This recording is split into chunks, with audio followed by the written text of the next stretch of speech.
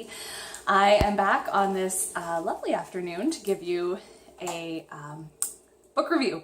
And today's book review is on this particular volume that has taken a space of favorite in our household. This is Herb the Vegetarian Dragon. This book is by Jules Bass and Debbie Harder. And as you can tell from the title, it is about a dragon named Herb who does not like to eat meat. So the story has these super fun illustrations. It has quite a bit of text, as you can see. So good for out loud reading, or maybe if your reader is a little bit further advanced, then it could be good for a little bit older children to read independently. But this particular story is about a community or a village that has problems with dragons. You can see eating their knights and princesses, and the village wants to deal with this problem because they don't really like having all of their people eaten. But then there's Herb, who does not like to eat meat. He's a vegetarian. He plants his own plants. He has his own garden that he tends to, and he likes to make his own soups and vegetarian food. So the knights decide that they are going to raid the dragons. The dragons overhear this plot and decide that they're going to hide and then spring out on the knights. And poor Herb was not invited to the meeting because he's not one of the other dragons. He's a bit of an outcast because he likes to eat vegetables. So he's the only one who's going to get caught. Uh-oh. Sure enough, the knights go looking. They don't find anybody except they find Herb. He's the only one who's around, so they capture him.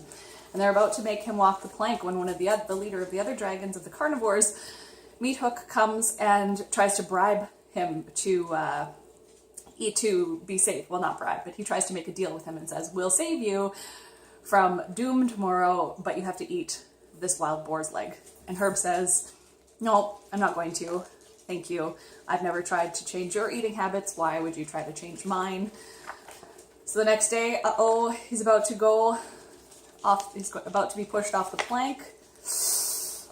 Things look pretty grim for Herb, but a little girl comes to the rescue and says, "No, he's nice. He wouldn't eat us. He's a vegetarian." Meathook, who was spying, falls out of a tree. They catch him, and rather than destroy all the dragons, the king of the village decides to make a deal with them and says, "You know what, if you promise to stop eating our people, we won't hunt you." So the dragons all consider this for a while and come to a decision that they will live peacefully. They won't try to change each other's eating habits. The meat eaters will continue to eat meat. The vegetarians will continue to eat vegetables, and they will all live peacefully with the kingdom. So, did you catch the moral? Yeah, right? Live and let live.